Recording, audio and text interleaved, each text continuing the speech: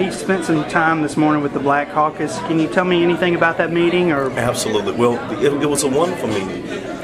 The membership showed, and they all were very attentive and listening to a potential candidate for governor to lead the state of Mississippi. And they related about that, to hear his platform, to hear the different things that he wanted to share with African Americans that we represent all across this great state of Mississippi. And so they were very receptive, and I was very proud of that they received him. And that's part of it, you know, is to really get an understanding of the candidate. And guess what? The caucus got a clear understanding of who this candidate is for governor, and we're very proud of that. Knowing your background, your perspective, what attracts you to Mr. Luckett? Well, I think that the thing that attracts me to Mr. Luckett, I am totally convinced that unless we get a hold of where most people in Mississippi are working, we're never going to get out of the doldrum that we're in. We need people really need jobs, and in order to get jobs, they need to have workforce training.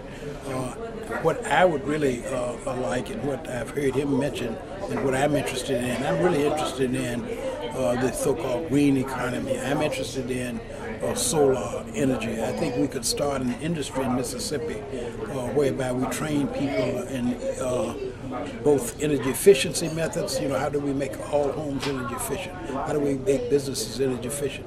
How do we do solar in building?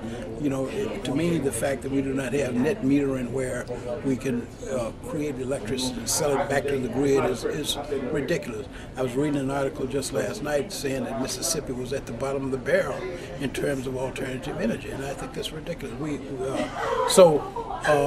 I am totally against just the same stuff. I think that the minority businesses are going to be receptive to Mr. Luckett and his message. Well, you know, one of the things that I never try to do, you know, I don't speak for the women in my family, nor do I speak for the minority business.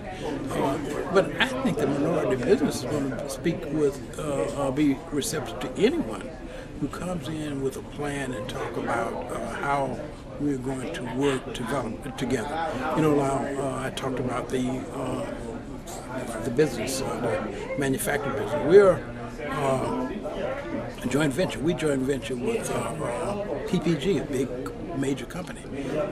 You know, we're the major partner, but I believe in joint ventures. You know, that's how we learn. We learn from each other. We don't, you know, and we work together as a team.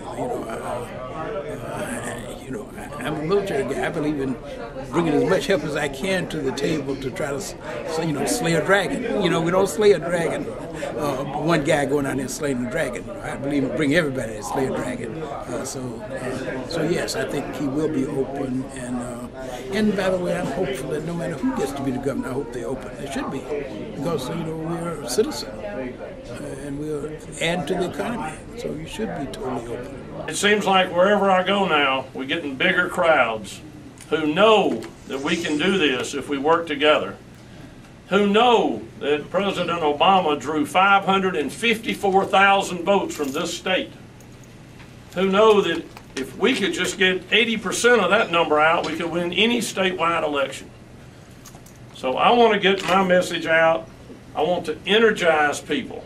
I want to offer them not just hope, but a plain, clear path forward with some concrete specifics on how we can turn where we are around.